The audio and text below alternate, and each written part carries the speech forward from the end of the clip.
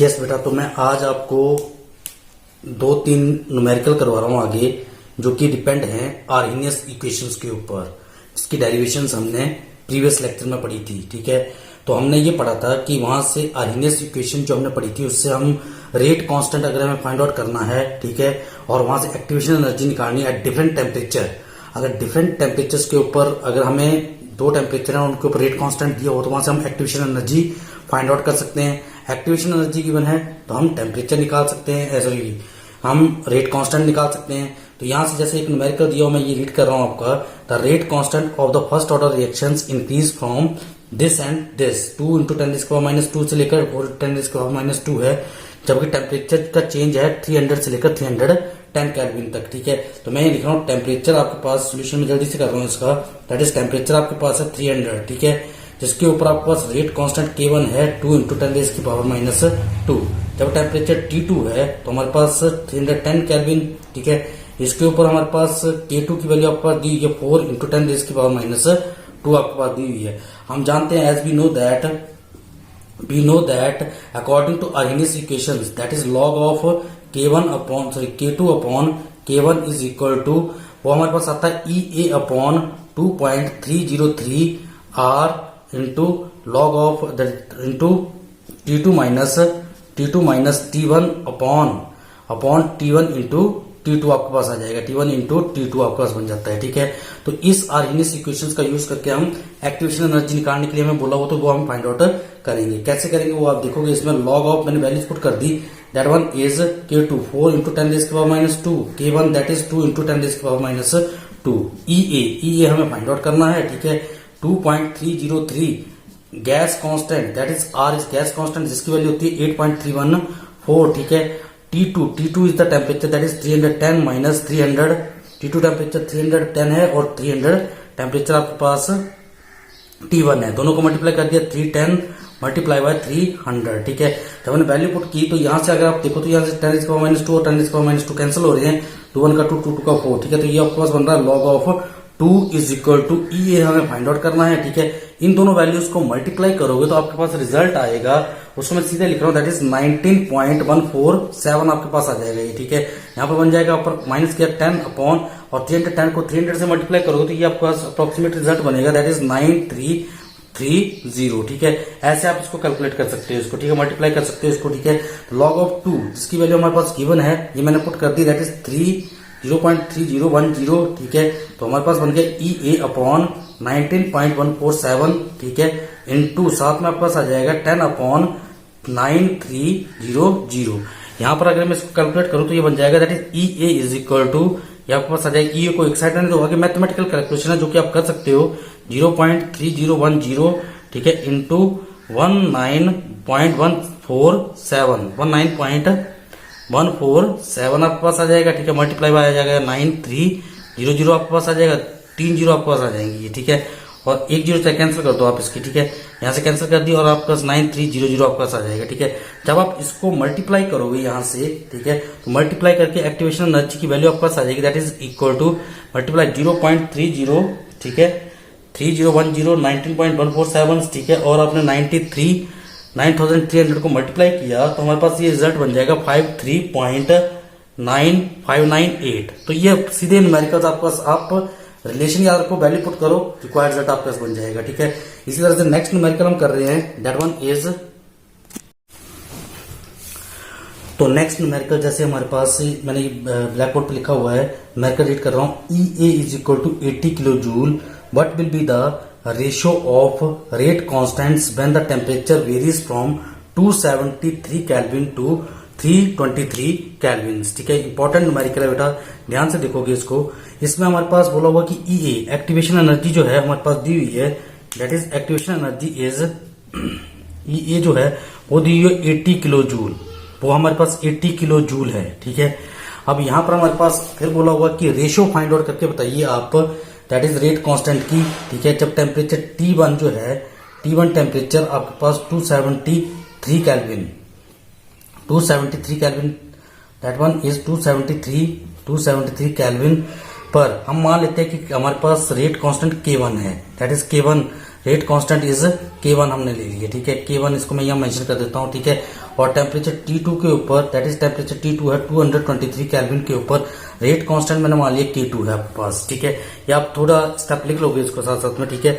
हमें बोला कि इसकी रेशियो फाइंड आउट करके बताइए, तो हम एक्सप्रेशंस लगाएंगे, that is log of K2 upon K1. K2 is rate constant at temperature 273 Kelvin, ठीक है, and K1 is rate constant at 223 Kelvin temperatures, ठीक है, is equal to EA, activation energy हमारे पास दी है, वो है हमारे पास 80 किलो जूल दी हुई है। अब इसमें एक छोटा सा पॉइंट रहेगा कि किलो जूल में है हमारे पास, अगर गैस कांस्टेंट की वैल्यू पुट करते हैं जूल पर केल्विन में, तो इसको हमें जूल पर केल्विन में कन्वर्ट करना है, तो बन जाएगा 80 multiply by 1000 joule per kelvin, क्योंकि हमारे पास kilo joule 1 kilo joule is always equal to 1000 joule per kelvin, ठीक है। तो इसको मैं 1000 से मल्टीप्लाई कर दूंगा इसको जूल पर केल्विन में कन्वर्ट करने के लिए, तो यहाँ 1000 मैंने जूल पर केल्विन में कन्वर्ट करने के लिए ले लिया, ठीक है। और नीचे मेरे पास आ गया 2.303 इंटू हमारे पास आ जाएगा, that one is gas constant 8.314, sorry that one is, इसको सेटिंग से लिखता हूँ, दैट इज 8.314 आपके पास गैस कांस्टेंट की वैल्यू आ जाएगी। और टेम्परेचर रेंज आपके पास बोली हुई है T2, that one is 323 minus 273 और डिवाइडेड बाय 273 इंटू 323, ठीक है। तो ये हमारे पास टेम्परेचर T1 एंड T2 की वैल्यू हमारे पास बता दी, ठीक है। हमें सिर्फ इसकी रेशियो फाइंड आउट करके बतानी है, ठीक है। तो इसको फिर से अगर मैं लिखूं कि log of K2 upon K1 किसके इक्वल आपके पास आ जाएगा, इसको बस कैलकुलेट करना, आपको मैथमेटिकल कैलकुलेशन पता होनी चाहिए आपको। इसको मैं थोड़ा सा अगर सेट से बताऊं तो मैं इसको ऐसे लिख लूँ 8 इंटू 10 रेज की पावर हमारे पास 40, तो इसको 10 रेज की पावर 4 करके लिख दिया मैंने इसको, ठीक है। और डिवाइड में मेरे पास आ गया इन दोनों वैल्यूज को, गैस कांस्टेंट और 2.303 को अगर आप मल्टीप्लाई करो, कई न्यूमेरिकल में आपको मल्टीप्लाई करना पड़ेगा, तो आप इसको सीधा ही लिख सकते हो इस रिजल्ट को कि ये हमारे पास 19, जिसका रिजल्ट आपका 19.147, ऐसे आप याद भी रख सकते हो। अगर मल्टीप्लाई करना पड़े तो आप इसको 19.147 कर सकते हो आप, ठीक है। और इंटू करके आपके पास आ गया, माइनस किया मैंने 323 में से अगर 273 को, तो ये आपके पास आ जाएगा मेरे ख्याल में 3 माइनस 3 दैट इज 0, ठीक है। एंड 12 में से 7 माइनस के तो 5 आपके पास आ जाएगा, 50 आपके पास आ जाएगा, ठीक है। और नीचे आप अगर पास 273 इंटू 323 आपके पास आ गया। बस इसमें यह है कि आपके पास इसकी आपको कैलकुलेशन करके वैल्यू निकालनी है बस आपको बेटा, ठीक है। तो इतना तो मैथमेटिकल कैलकुलेटर आपको करना पड़ेगा कि मल्टीप्लाई करें और डिवाइड करके आप 10 रेज़ की पावर को अलग करके अगर निकालें, तो मैं अगर रिजल्ट शो करूं कि log of K2 upon K1 is equal to, तो ये हमारे पास आ जाएगा that is equal to log of K2 upon K1 upon K2 that is equal to, इसका रिजल्ट हमारे पास बन जाएगा 2.3691, ठीक है। मैं सीधा रिजल्ट लिख रहा हूँ, इसके कैलकुलेट करके रिजल्ट आ रहा है बेटा आपके पास, ठीक है। अब जो मेन बात बता रहा हूँ वो ये है आपके पास कि अगर मुझे लॉग को हटाना है बेटा, ये लॉग हटाना, तो इसके लिए हम एक और स्टेप लेते हैं जिसको हम बोलते हैं एंटी लॉग, ठीक है। Taking anti log on both side, तो लॉग और एंटी लॉग कैंसिल हो जाएंगे, तो हमारे पास आ जाएगा K2 upon K1 is equal to anti log of, इसको मैं ऐसे लिखूंगा एंटी लॉग ऑफ, ठीक है, दैट इज सेटिंग से लिखता हूं, that is anti log of 2.3691, ठीक है। इसका एंटी लॉग आपको निकालना है। अब मैं एंटी लॉग निकालने का आपको स्टेप बता देता हूं इसमें कि कैसे आप एंटी लॉग निकालते हो। मैं जल्दी से इसको बता रहा हूं, जैसे आप क्या करोगे इसमें कि डेसिमल से पहले लॉग देखना बताया था मैंने आपको। अब एंटी लॉग के लिए बेटा ऐसे लिखना कि डेसिमल्स की वैल्यू जो है उसको अगर लॉग एंटी लॉग देखना है तो कैसे देखोगे, आप डेसिमल के बाद वाले डिजिट लोगे। डेसिमल के बाद बेटा आपके पास ये डेसिमल 36 है और 9 है और ये 1 है, ठीक है। डेसिमल 36 के सामने 9 के नीचे और 1 के लिए मीन आपको इस ग्राफ पेपर में देखना, इसमें टेबल में देखना होता है। टेबल आपको दिखा रहा हूँ ये, ठीक है, आप बुक में देख लोगे अपनी में। जस्ट इसको यहाँ पर हाईलाइट कर रहा हूँ थोड़ा सा कि आप एंटी लॉग वाले पोर्शन में जब आप देखो तो डेसिमल 0.01 0.02 इस तरह से आपको वैल्यू लिखी होंगी यहाँ पर। तो आप जब लास्ट तक जाओगे तो हमें चाहिए 0.36, तो ये देखो ये 0.36 ही है, ठीक है। तो इस 0.36 और 9 अगला डिजिट आपके पास 9, ठीक है। तो 9 के नीचे आपको देखना, तो 9 के नीचे जब हम आगे तो हमारे पास ये बना 2339, तो दैट इज 2339 आपके पास आ रहा है, ठीक है। और फिर बोला वो 1 जो एक डिजिट और आ रहा है, इसका 1 के लिए मीन देखना, तो 1 के लिए मीन इसमें 0 है। तो जो मीन होता है 1 के लिए, जो मीन होता है उसको हमें ऐड करना होता है। तो 0 को अगर ऐड करोगे तो रिजल्ट वही रहेगा। हमने 0 को ऐड करके आपके पास ये रिजल्ट आपके पास आ गया। अब इसमें डेसिमल से पहले वाले डिजिट की क्या इंपॉर्टेंस होती है वो मेन है इसमें, ठीक है। अगर पहले वाला डिजिट था उसमें आपने 2, जैसे 2 है ये, तो 2 में आपने +1 कर दिया, ठीक है। 2 में +1 किया तो 3 आपके पास आ गया, ठीक है। तो 3 का मतलब ये हुआ कि हमें डेसिमल लगाना है लेफ्ट साइड से डिजिट को काउंट करते हुए आप 3 डिजिट काउंट करोगे, उसके बाद डेसिमल लगा दोगे। ठीक है, जैसे आपके पास ये 3 है तो मैंने यहां से काउंट किया, देखो 1 2 3, तो यहां डेसिमल लगाया मैंने। राइट से लेफ्ट की तरफ नहीं काउंट करना, आपको लेफ्ट से राइट की तरफ काउंट करना, ये ध्यान रखना आपने। ठीक है, तो हमारे पास ये वैल्यू आपके पास आ गई, दैट इज इक्वल टू 233.9। ठीक है, ये आपके पास K2 अपॉन K1 की वैल्यू आपके पास आ जाएगी। दैट इज, इसको मैं इससे लिख देता हूं, that is K2 upon K1 आपके पास आ गया 2, हमारे पास अभी वैल्यू निकाली हमने, that one is value is 233.9 आपके पास आ गया। ठीक है, तो ये आपके पास रेशियो आई K2 अपॉन K1, पर रेशियो में बोला हुआ टेम्परेचर की वेरीज कर रही है 273 से लेकर 323 तक, मतलब K1 टू K2 रेशियो निकालने, तो हम इसको K1 अपॉन K2 अगर कर दें, रेसिप्रोकल करें तो 1 अपॉन 233.9 आपके पास आ जाएगा। ठीक है, तो जब आप इसको कैलकुलेट करोगे, डेसिमल को हटा के ऊपर लेके जाओगे, ठीक है, तो इसको जब आप कैलकुलेट करोगे तो आपके पास रिजल्ट अप्रोक्सीमेट बन जाएगा 233.9। तो रिजल्ट हमारे पास आ जाएगा इसका, दैट इज इक्वल टू 4.275 मैं सीधा रिजल्ट लिख रहा हूं इसका, आप कैलकुलेट कर सकते हो, इंटू 10⁻³ तो ये आपके पास आंसर आ जाएगा इसमें। ठीक है, मैं नेक्स्ट न्यूमेरिकल कर रहा हूं इसका, और वो नेक्स्ट न्यूमेरिकल आपके पास दिया हुआ है इसमें, जैसे कि नेक्स्ट न्यूमेरिकल देखोगे आप, जल्दी से इसको एक बार,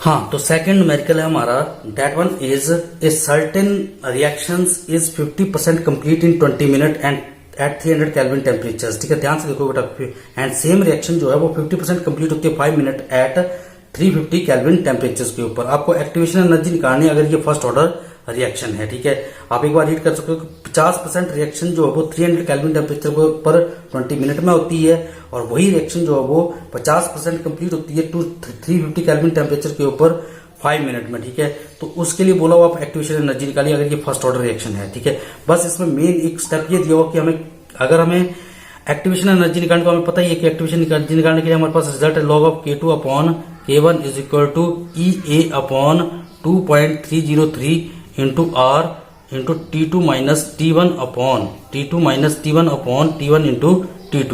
तो ये रिजल्ट हमारे पास है, इस इक्वेशन का यूज करके हम एक्टिवेशन एनर्जी निकाल सकते हैं। ठीक है, तो यहाँ पर हमारे पास अगर रेट कांस्टेंट K1 और K2 अगर हमें निकालना है एट टेम्परेचर 300 केल्विन के ऊपर और टेम्परेचर 350 केल्विन टेम्परेचर के ऊपर। ठीक है, तो उसके लिए हमारे पास पहला जो है, हमारे पास पहली रिएक्शन के लिए 50% कंप्लीट बोली हुई है हमारे पास 20 मिनट में। तो हम फर्स्ट ऑर्डर रिएक्शन को हम जानते हैं, half life period for first order reaction के लिए हमारे पास क्या आता है, that is half life period is equal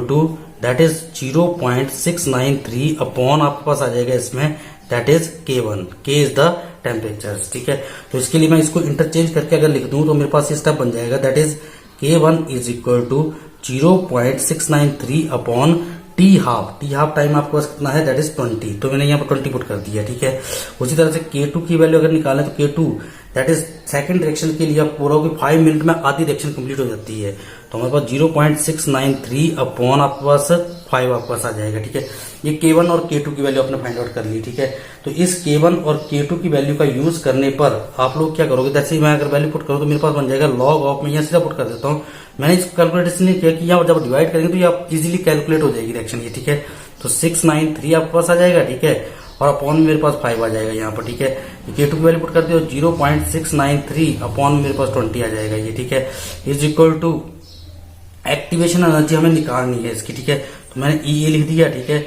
और यहाँ पर 2.303 R, गैस कांस्टेंट 8.314। ठीक है, और टेम्परेचर की अगर हम बात करें तो वो है 350 से लेकर 300। ठीक है, तो 350 तो 300 आपके पास दिया हो, तो इसके लिए आप करोगे that is 350 T2 minus T1, that is 350 minus 300 आपके पास आ जाएगा, और नीचे आ जाएगा 350 इंटू 300 आपके पास बन जाएगा।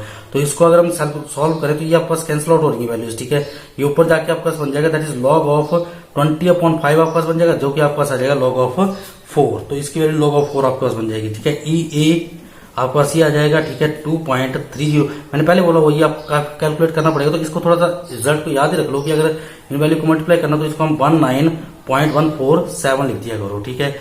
और इसको अगर करो माइनस करके आपके पास क्या आ जाएगा, दैट इज 50 आपके पास आ जाएगा ये, ठीक है। और यहाँ पर आपके पास आ जाएगा 350 मल्टीप्लाई बाय 300 आपके पास आ जाएगा साथ में, ठीक है। तो ये निकालना। अब log 4 की वैल्यू वैसे तो याद रख सकते हो, 0 पॉइंट दी होती है वैसे इसमें, ठीक है। तो इसकी वैल्यू आपके पास आती है 0.06010 सॉरी 6020, ये आपको न्यूमेरिकल में गिवन होती है, ठीक है। तो EA अपॉन 19.147 इंटू 50 अपॉन 300, इसको कैलकुलेट भी कर सकते हो आप, क्या चाहो तो यहाँ पर 5 से कैंसिल कर दो, 0 से 0 कैंसिल कर दिया मैंने, ठीक है। तो मेरे पास 5 से अगर मैंने किया तो 5 से मेरे पास आ जाएगा, यहाँ पर 5 से अगर मैं कैलकुलेट करूँ तो मेरे पास आ जाएगा 70 आ जाएगा ये, ठीक है, ठीक है। तो ये आपके पास बन जाएगा, 7 को मल्टीप्लाई किया तो मेरे पास आ जाएगा 7 21 21, तो 210 आपके पास आ जाएगा, ठीक है। 2100 आपके पास आ जाएगा इसमें, ठीक है। तो इस तरह से हमारे पास अगर कैलकुलेट किया जाए तो EA की वैल्यू हमारे पास क्या बनेगी, that is equal to 0.6020 into 19.147 into 2100 आपके पास आ जाएगा, ठीक है। तो इसको अगर आप सॉल्व करोगे तो सॉल्व करने पर आपके पास अप्रोक्सीमेट रिजल्ट इसका बन जाएगा, that one is equal to, मैं यहाँ पर सीधा लिख रहा हूँ, दैट इज 2420, ठीक है, 205.8 जूल पर मोल, ठीक है। जूल पर मोल में आपके पास आ जाएगा, ठीक है। और इसको अगर किलो जूल पर मोल में करना तो 10 इसके बाद आगे ले जाओ तो ये बन जाएगा आपके पास, दैट इज 24 पॉइंट, मतलब 1000 से आप डिवाइड कर दो तो वह आपके पास किलो जूल में कन्वर्ट हो जाएगा, ठीक है। दैट इज किलो जूल पर मोल में आपके पास आ जाएगा। तो यहां से आपके पास that is the required result 24.21 तक ले सकते हो आप, तो ये आपके पास इसका रिजल्ट आपके पास आ जाएगा। तो थोड़ी कैलकुलेशन मैथमेटिकली आपको थोड़ी सी इजीली आपको आनी चाहिए, ठीक है। नेक्स्ट अगर न्यूमेरिकल की बात करें, नेक्स्ट न्यूमेरिकल मेरे पास दिया हुआ जैसे थर्ड न्यूमेरिकल, जल्दी से देखोगे, the rate constant for the reactions is this, rate constant की वैल्यू दी हुई है, that is K1 is equal to 0.01439 per minute, ठीक है। ये आपके पास दी हुई है, ठीक है। और हमें टेम्परेचर T1 जो है वो हमें बोला हुआ 25 डिग्री सेल्सियस, ठीक है। टेम्परेचर की वैल्यू आपके पास T1 की वैल्यू दी है 25, T1 आपके पास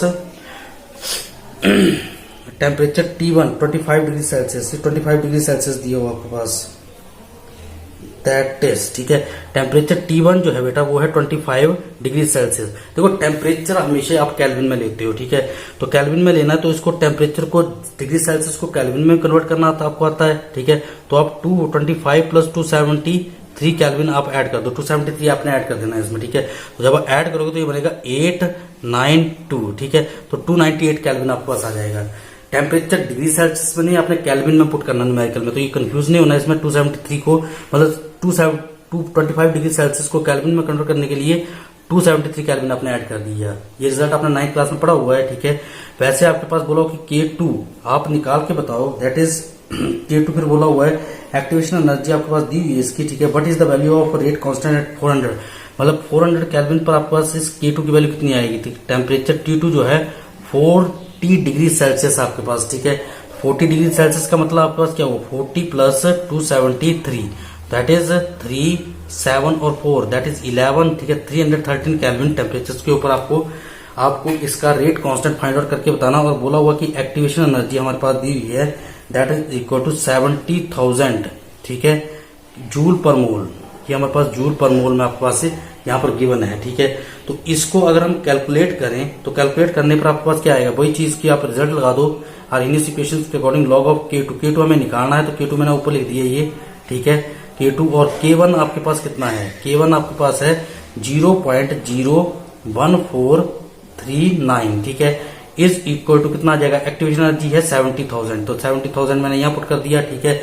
और नीचे आपके पास आ गया 2.303 and 8.314 that is gas constant, ठीक है। और यहाँ पर आपके पास T2 that is 313 minus T1 that one is 298, ठीक है, अपॉन में आपके पास आएगा 313 T1 इंटू T2, ठीक है, 298 केल्विन, ठीक है।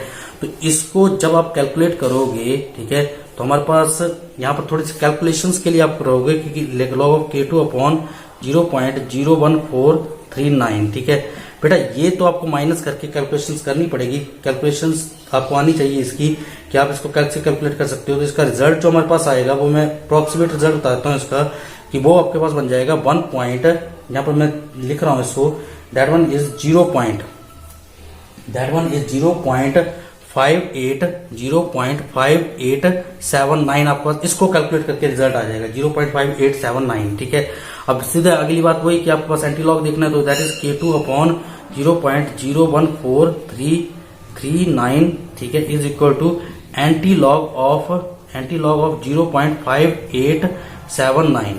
तरीका वही है बेटा, ठीक है, कि आपको क्या करना है कि इसमें डेसिमल से पहले वाला डिजिट जो है तो जैसे 0 है तो उसमें +1 कर दिया तो कितना हो गया 1 हो गया आपके पास। ठीक है, आगे वाले डिजिट ले ली तो 0 डेसिमल पॉइंट दैट इज 0.58 के सामने देखोगे और 7 के नीचे देखोगे और 9 के लिए मीन देखोगे। ठीक है, तो जैसे मैंने देखा तो इसके लिए हमारे पास आ जाएगा 58। जैसे ये आप देख रहे हो इसमें कि एंटी लॉग में आपके पास 58 के सामने ये है, आपके पास 58 के सामने 7 के नीचे, 7 के नीचे चलते गए तो 7 के नीचे हमारे पास आ रहा है जैसे दैट वन इज 3864 आपके पास आ रहा है, दैट इज 3864।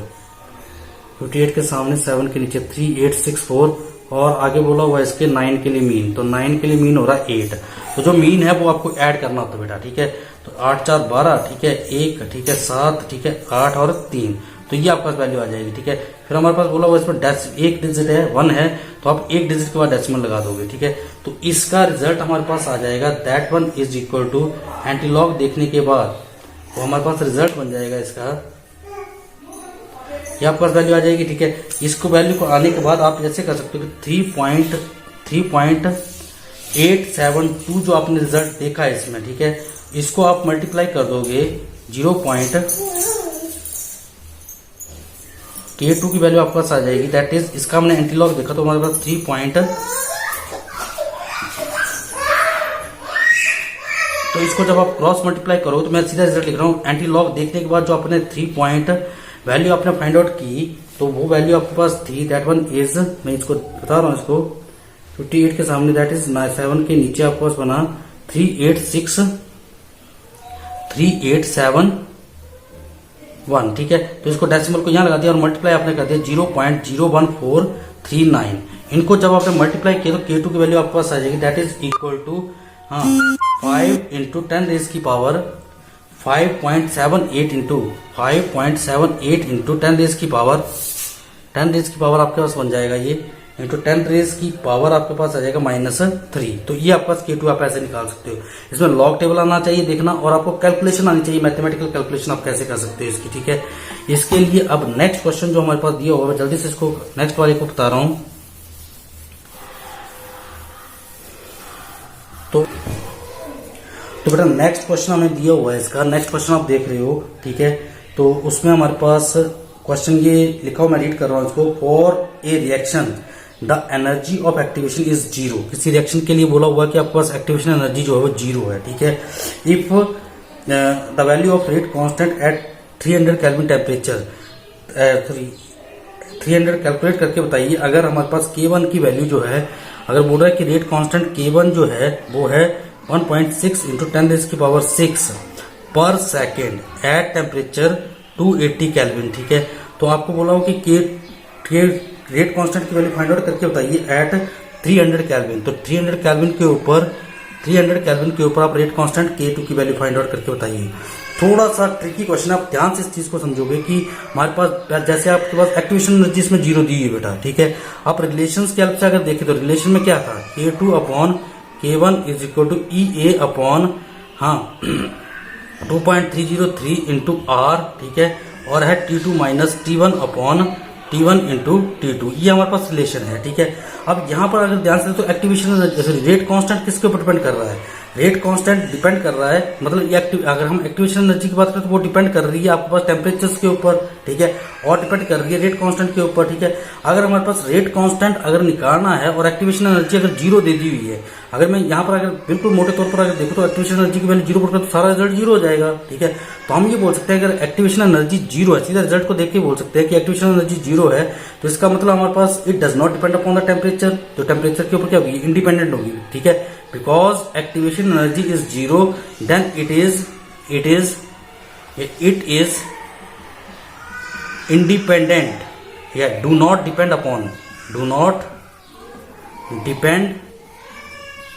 On temperature. ये टेम्परेचर के ऊपर डिपेंड ही नहीं करेगी, मतलब जैसे T1 के ऊपर जो रेट कांस्टेंट होगा वही आपके पास किसी और टेम्परेचर के ऊपर होगा, वो भी आपके पास T1 के ऊपर जो रेट कांस्टेंट होगा वही अदर टेम्परेचर के ऊपर भी रेट कांस्टेंट वही रहेगा, मतलब it does not depend upon the temperature, temperature के ऊपर ये डिपेंड नहीं करेगी, ठीक है। तो नहीं करेगी तो हम बोलेंगे कि अगर हमें टेम्परेचर 300 केल्विन के ऊपर रेट कांस्टेंट निकालना है तो वो भी किसके इक्वल होगा, that is equal to K2 is also equal to 1.6 into 10 raised की power 6 per second. It remain constant because activation energy is 0 and it do not depend upon the temperature. अगर 0 है तो ये जो डिपेंड इसके ऊपर independent होगी, ठीक है, टेम्परेचर के ऊपर डिपेंड नहीं करेगी। टेम्परेचर जितना मर्जी वेरीज करो, हमारे पास रेट कांस्टेंट जो है वो हमारे पास that is rate constant is do not depend upon the temperature. यहाँ पर रेट कांस्टेंट लिख देता हूँ, that is K do not depend upon the temperatures, ठीक है,